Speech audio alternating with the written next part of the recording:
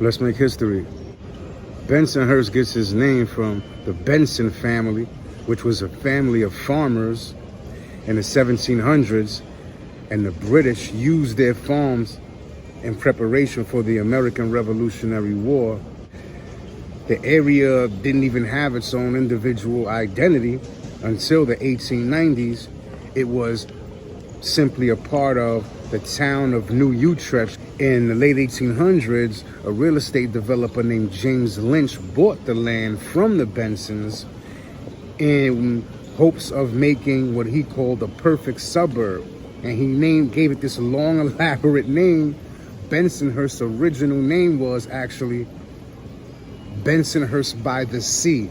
He built homes and sold lots to immigrants for a couple $100 in some instances. Now, it wasn't a slum, but was very affordable, and it did attract some of the middle class and even some of the wealthy once the residents of Bensonhurst, began to create social clubs. Like they had a canoe club, a yacht club. So you did have some wealthy people who built some homes along the water before Bath Beach separated and became its own neighborhood. Then in 1890, when the town of New Utrecht was engulfed by the city of Brooklyn, they dropped the by the sea part of Bensonhurst's name, and it simply became Bensonhurst. Jewish Americans and Italian Americans, specifically Sicilians from the Lower East Side, began to buy homes in Bensonhurst.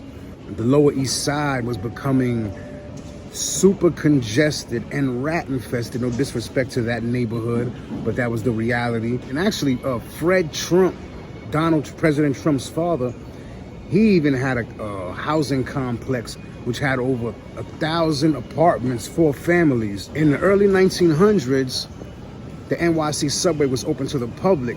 The residents of the southern part of Brooklyn rallied for a 4th Avenue line, for the train to be extended down into parts of southern Brooklyn. This didn't happen until years later, and when it did, Bensonhurst got another boom, and that will eventually become the N&R train. By the time of the late 20th century, Bensonhurst was a solid Italian enclave.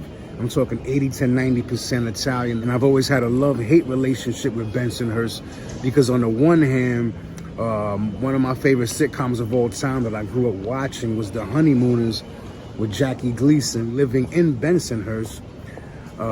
Also, Welcome Back, Kotter was set in Bensonhurst, pardon me. The Three Stooges are from Bensonhurst, raised in Bensonhurst. There's also a dark side. I remember growing up in the 80s and 90s where if you were Puerto Rican or black, you couldn't set foot in Bensonhurst.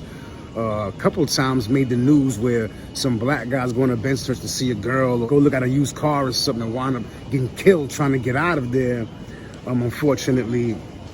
But today, Bensonhurst is totally different. It actually there's multiple ethnicities nowadays, but it has the largest concentration of people from Hong Kong in New York City.